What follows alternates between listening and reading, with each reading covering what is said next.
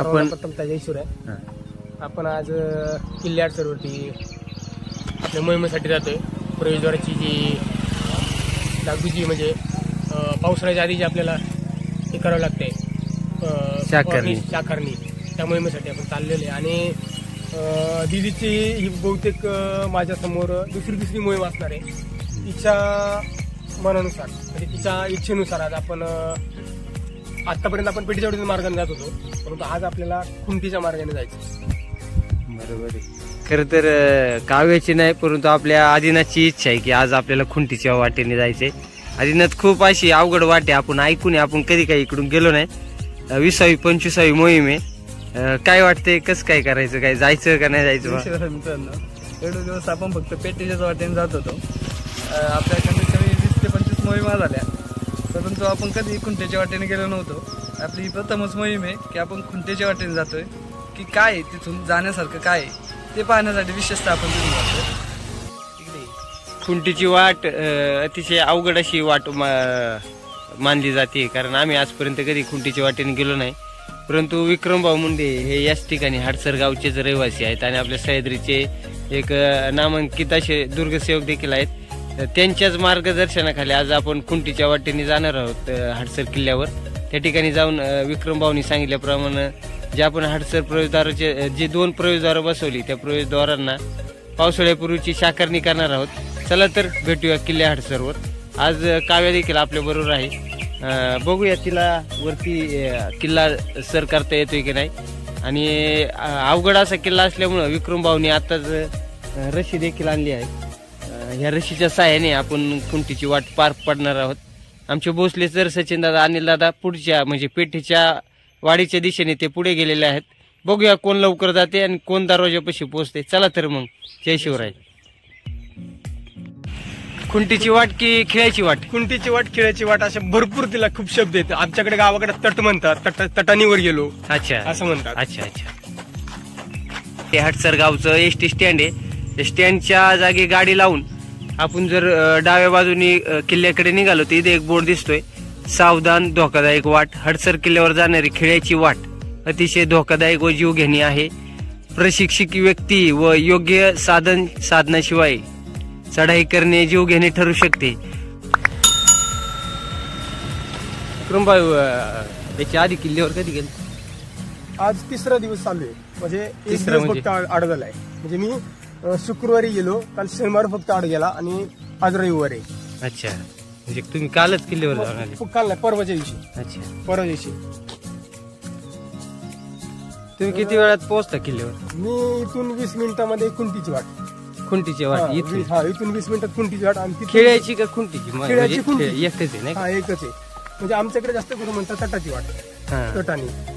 तटानीवरती चढलो तर तिथपर्यंत 20 मिनिटे आणि तिथून 10 ते 12 मिनिटांमध्ये वरती जे आपलं हनुमान शिल्प आहे तिथपर्यंत. आणि तिथून एक 5-7 मिनिटांमध्ये मंदिरात. म्हणजे एवढा वेळ लागत नाही आपल्याला जायला.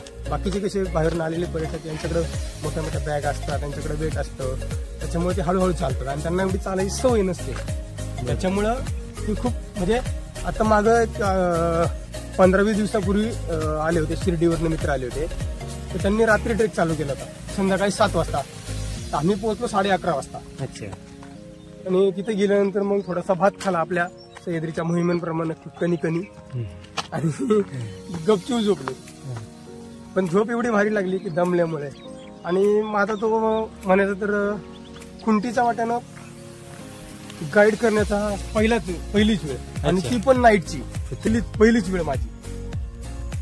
तर मला एवढा त्याच्यामध्ये एवढा म्हणजे चांगला अनुभव आला की खरंच नाईटला ट्रेक करताना काय काय सावधानता बाळगावी लागतात.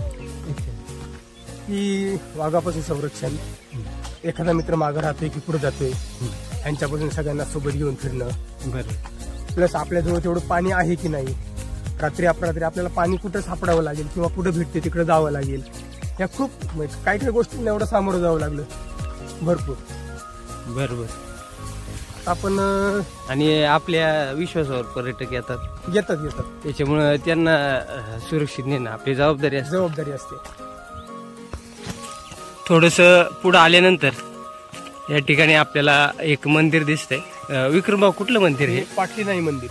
पाटली नाही मंदिर. हा, अच्छा, पाटली नाही मंदिर म्हणजे देवीचं मंदिर. हो, आणि त्याच्या बॅक साईडनं वाट जाते, रस्ता जातो.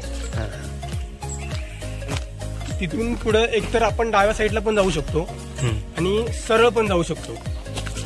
शक्यतो ज्यांना सरळ चढाई करायची नाही त्यांनी डाव्या साईडला जायचं, आणि ज्यांना सरळ चढाई करायची त्यांनी सरळ म्हणजे उभी चढाई. हा, उभी चढाई. तर त्यांनी उभी चढाई नसेल करायची तर डाव्यातून जायचं. तिकडे नाही करायचं आपल्याला. म्हणजे ही सरळची ही जाते. आपल्याला कसं जायचंय, टप्प्या टप्प्यावर जायचं, डायरेक्ट सरळ नाही करायचं आपल्याला.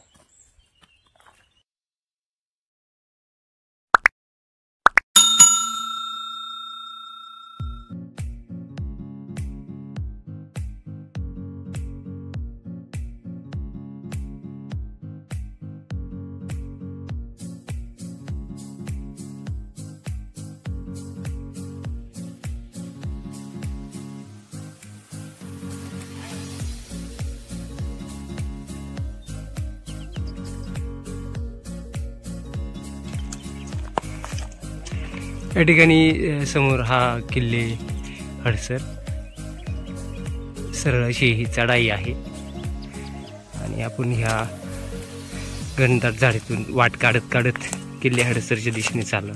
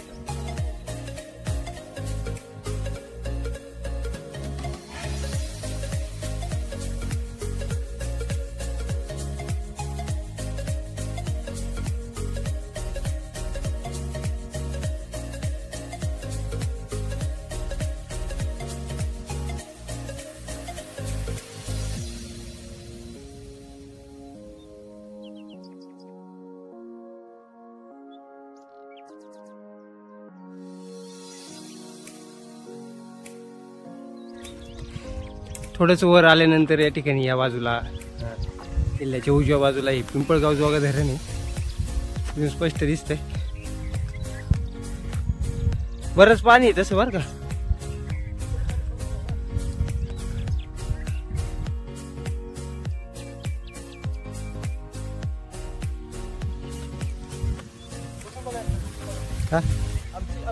आमचं असं नाही काय हे का फोटो आतरायचा मस्त पडी टाकून दे. हा ना.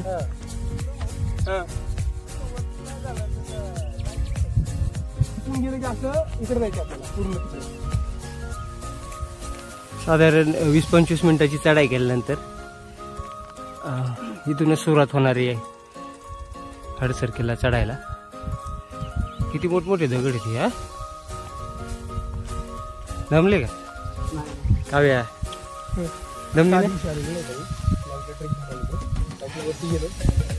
हे समोर तुम्हाला दिसते ना ती सचिन दादाची गाडी आहे आणि त्यांचा आत्ताच फोन आला होता. झूम केले त्याच्यामुळे ते क्लिअर नाहीत. त्यांना सांगितले खाली स्टँडवर गाडी लावा आणि या बाजूने तुम्ही पण खुंटीच्या वाटेने या.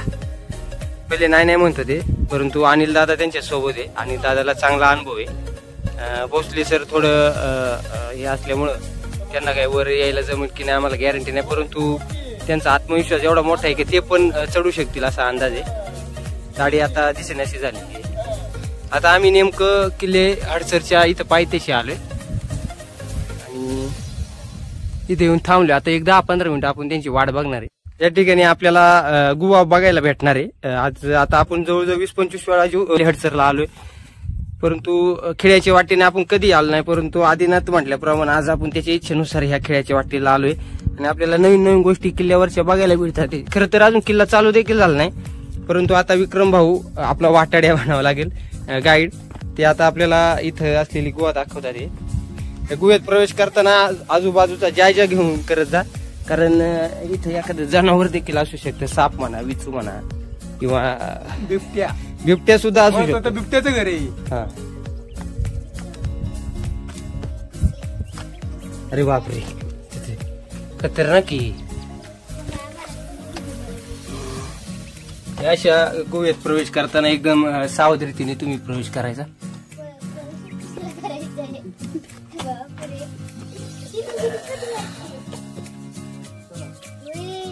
विक्रम भाऊ,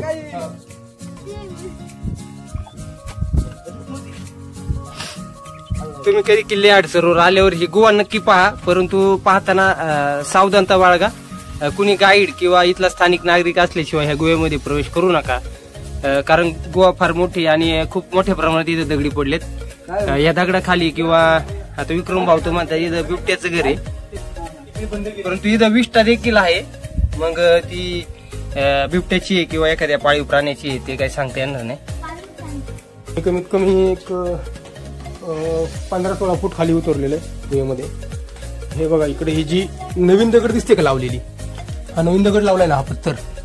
इथे आतमध्ये त्याला जायची बसायची जागा असायची. हा नवीन पत्थर दिसतो ना व्हाईट वाला लावलेला, इकडे त्याची बसायची जागा होती.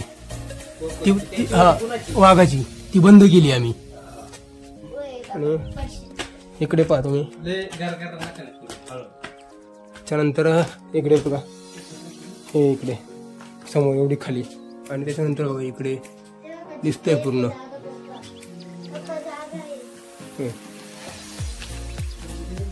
तिकडे वरती पण एक रूम सारखं मोठं. तिथं वटवाघळं आहेत. आणि आज हडसर किल्ल्यावरची आपल्याला नवीन गोष्ट बघायला भेटली आहे, नवीन वास्तू या ठिकाणी बघायला भेटली. इथं गुहा आहे, म्हणजे मानव निर्मित गुहा आहे की नैसर्गिक आहे.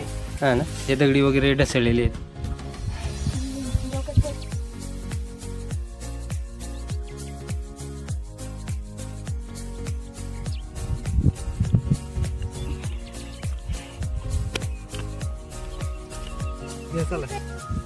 समोर मग काय अवघड नाही. वर एक जण जायचं, वर रशी बांधा. रशी बांधायची, रशी लय भारी घेतली, रशीचा आधार नाही घेतला. रशी नाही, रशी एकदम ओके, हँडमेड आहे. हा, या ठिकाणी तुम्ही बघत असाल ही खुंटीची वाट. छोटे छोटे खिळे व्हिडिओ दिसतंय की नाही, हे बघा इथे समोर छोटे छोटे जे खिळे आहेत तीच ती आहे खुंटीची वाट. आज आपण पहिल्यांदाच या ठिकाणी आलो आहोत, आणि आमचा आदिनाथ म्हटला की ह्या वाटेने जाऊ, परंतु इथं आल्यानंतर इथपर्यंत सगळं सोपं आहे, काही त्रास झाला नाही. परंतु इथं बघितल्यानंतर भीती वाटते, कारण एकदम सरळ असा पेट आणि ते छोटे छोटे असे कुंटे आहेत किंवा खिळे त्याला म्हणावे लागतील, त्या खिळ्यांच्या सहाय्याने आपल्याला वर जायचे. आता आपल्या बरोबर काव्य आहे, लहान काव्या भोसले सर आहेत. 10 मिनिटं वाट बघितल्यानंतर आमचे सचिन दादा, अनिल दादा भोसले सर या ठिकाणी हे बघा व्हिडिओमध्ये इथं आलेत. ते आता ते आपल्या पैसे आल्यानंतर 5 मिनिटं आराम करून पुन्हा आपण खिळ्याच्या वाटेने जाणार आहोत. ते हात करतायत आपल्याला. खरं तर ते पेठेच्या वाडीच्या रस्त्याने जाणार होते वरती, परंतु अनिल दादा म्हटले काय हरकत नाही, आम्ही पण येतो. आणि त्यांची वाट बघत आपण या ठिकाणी थांबलोय.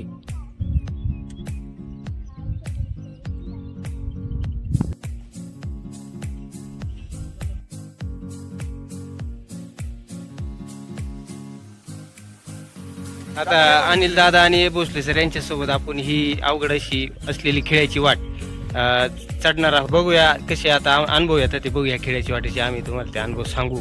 आणि तुम्हाला ह्या वाटेने यायचं असेल तर इथला एखादा स्थानिक गाईड नक्की घ्या, एकटे रिक्स घेऊ नका.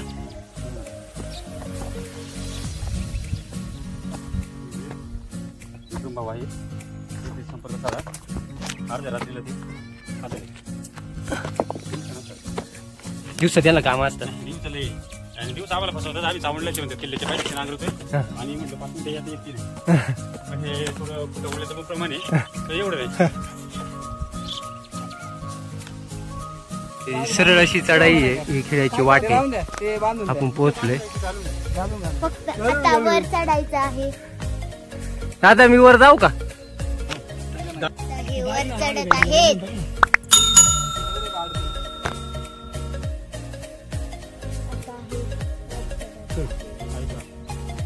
महाभयंकर आहे. हा? अवघड आहे ना महाभयंकर. अहो, काय घाबरता तुम्ही एवढं कुठं काढायचं पाहिजे? नाही नाही काहीच नाही नाही घुसत दिसत नाही काही नाही करा चला विनाश मागं बघायचंच नाही हा ठेवा पाहिजे तिथं पुढे पकडा पुढच्याला ओके हा. तो पाय आता याच्यात ठेवा इथल्या याच्यात खोबणीमध्ये खाली पायापेक्षा खोबणी बघा वर पायाच्या वर